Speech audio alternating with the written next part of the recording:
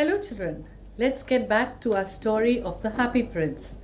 So far we've seen there are two characters, the Happy Prince who is no more, his statue is there in the city.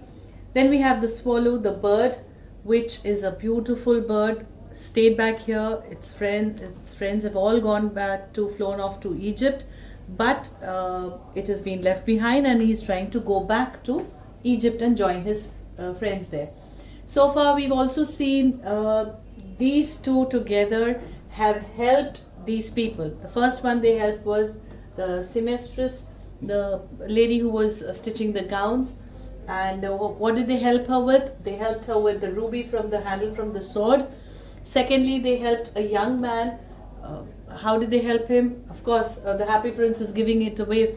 First thing he gave the ruby. The second thing he's giving his sapphire from the eye. One of his eye, the sapphire, he's giving it to the swallow to go and give it to this young man. And third, they helped the match girl whose matches had all fallen down. Now they won't be burnt since they fell in the water, so it was all spoiled. So she was crying because of that. And finally, the Happy Prince helped her with the second sapphire from his second eye. Okay, now since the Happy Prince does not have his eyes, he does not know what to see, how to see. The swallow was feeling bad. He pitied the Happy Prince and planned to stay with him and help him out seeing the problems of the his city around. Okay.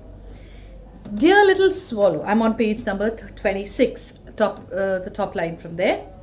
Dear little swallow, said the prince, you tell me of marvelous things, means of wonderful things. But more marvelous than anything is the suffering of men and of women. Fly over my city, little swallow, and tell me what you see there. So the swallow flew over the great city and saw the rich making merry, means the rich people were having enjoyment, they were making merry, happiness, in their beautiful houses, while the beggars were sitting at the gates. He saw the faces of starving children. That means they are very hungry, they don't have much food to eat, so they are starving children, and starving children on the streets. Under the archway of a bridge, two little boys were lying in one another's arm to try and keep themselves warm. That city there was very cold at that time. That is why the birds flew off to a warmer place. Egypt was warmer, so they had gone off to Egypt that time. Now, since the city is very, very cold, the poor people there are finding it difficult to carry on.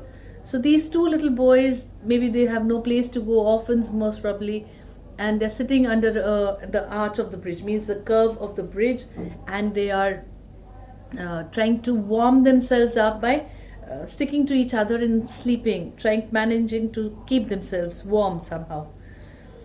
Now, two little boys were lying in one another's arms to try and keep themselves warm. How hungry we are, they said.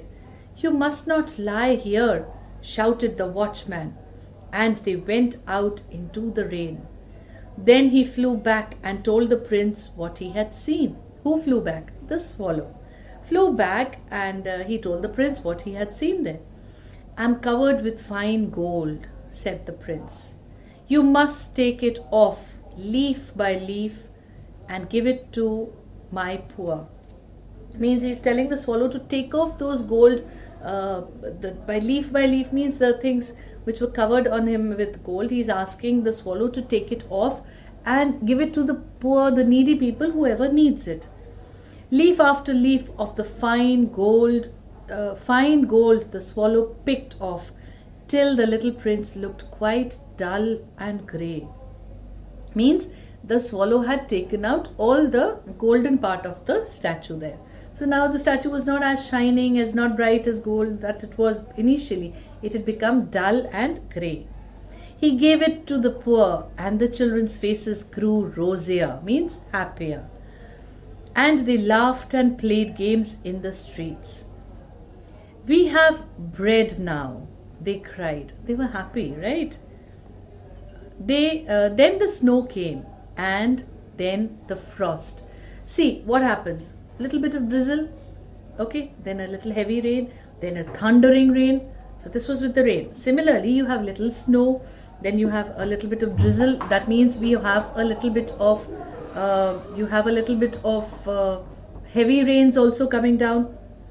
Now here the thing is being talked about, that is being talked about is the snow which is falling down. So first the little snow and then the heavy frost falling down. The poor little swallow grew colder and colder, but he would not leave the prince.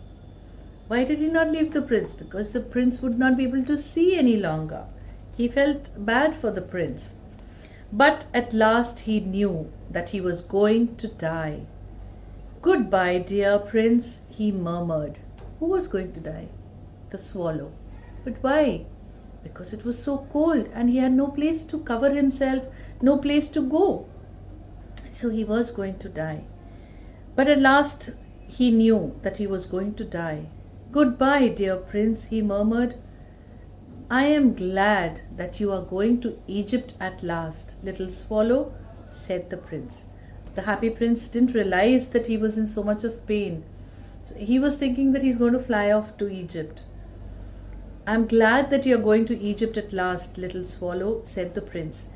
You have stayed too long here. It is not to Egypt that I'm going, said the swallow. I'm going to the house of death. And he kissed the happy prince and fell down dead at his feet. At the moment, a curious crack sounded inside the statue, as if something had broken. The laden heart had snapped right into two. What happened here?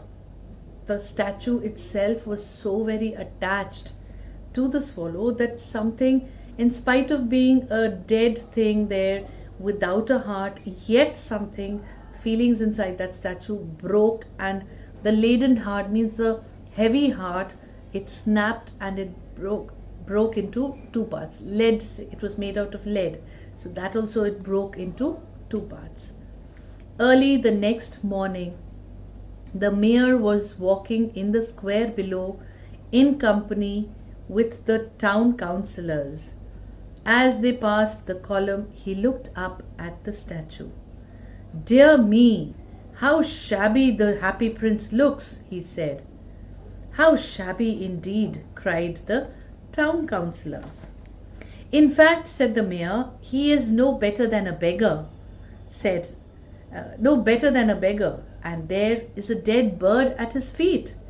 So they pulled down the statue of the happy prince. That means they broke that statue from there.